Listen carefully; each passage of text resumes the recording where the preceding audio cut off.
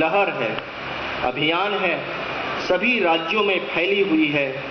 माँ भारती की सेवा में अनेक लोग लगे हुए हैं और अपने अपने क्षेत्र की आवश्यकताओं के अनुरूप शिक्षा, स्वास्थ्य, स्वावलंबन, सामाजिक उत्थान, आत्मनिर्भरता पैदा करने के अनेक कार्यों में जुटे हुए हैं।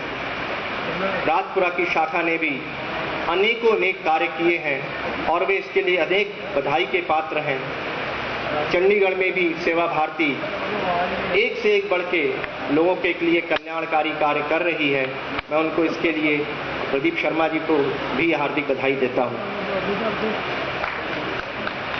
हमें इस बात पर गर्व है और होना भी चाहिए कि हम राष्ट्रीय स्तर की एक ऐसे स्वयंसेवी संगठन के अंग हैं जो कि सेवा से भारत का पुनरुत्थान चाहता है। भारत के लोगों में भारतीयता और स्वदेशी भावना जागृत करके उसे आत्मनिर्भर बनाना चाहता है। राष्ट्र के लोगों के दिलों में देश प्रेम और राष्ट्र भक्ति को सुदृढ़ करना चाहता है।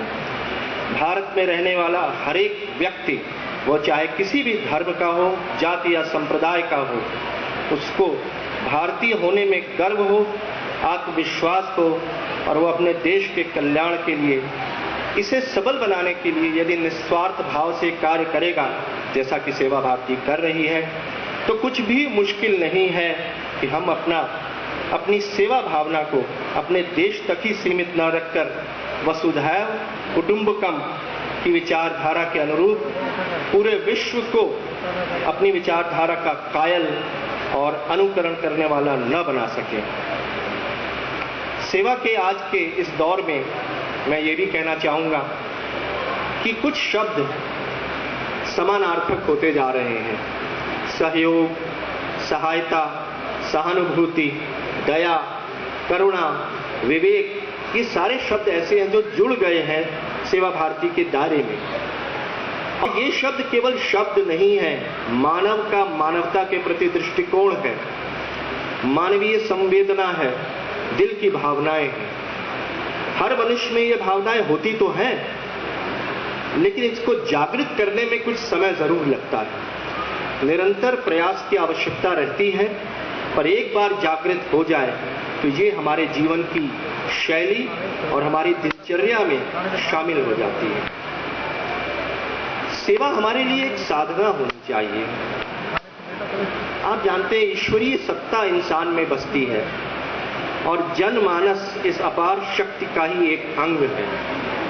इसलिए सेवा करना नर के माध्यम से नारायण सेवा या जन माध्यम से ईश्वर सेवा ही तो है। लेकिन सेवा का मौका भी उसी को मिलता है जिसके भीतर सेवा की भावना जागृत होती है।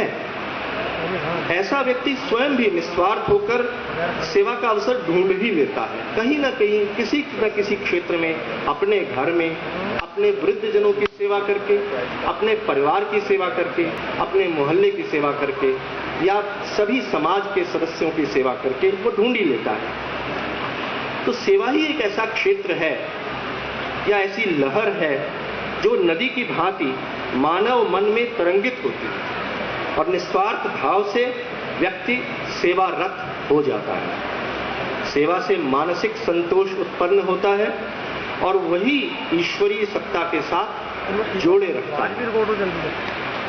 मनुष्य जो है परमात्मा का ही तो अंश है और जब आप मानव सेवा करते हैं तो यही पूजा भी है, यही अर्चना भी है। निर्धन और दीन दुखी हमारे लिए मुक्ति का साधन है। ये समझ लें कि इनकी सेवा करना आपके लिए, आपकी आत्मा के लिए मुक्ति का साधन बन जाती है। जन्म जन्म बार बार लेने के रास्ते में ये साधक होती है, सहायता करती है कि बार बार जन्म आदमी को न लेना। और यही सेवा आपको मदद करेगी अगर आप निस्वार्थ भाव से जुड़ जाएं, क्योंकि निस्वार्थ भाव अत्यंत आवश्यक है। अगर आप सेवा करें तो ऐसे व्यक्ति की सेवा करें जिससे आपको कुछ भी मिलने की संभावना ही नहीं है। आपने कभी इस बारे में सोचना ही नहीं कि इससे मुझे क्या मिलेगा। तभी निस्वार्थ भावना होगी।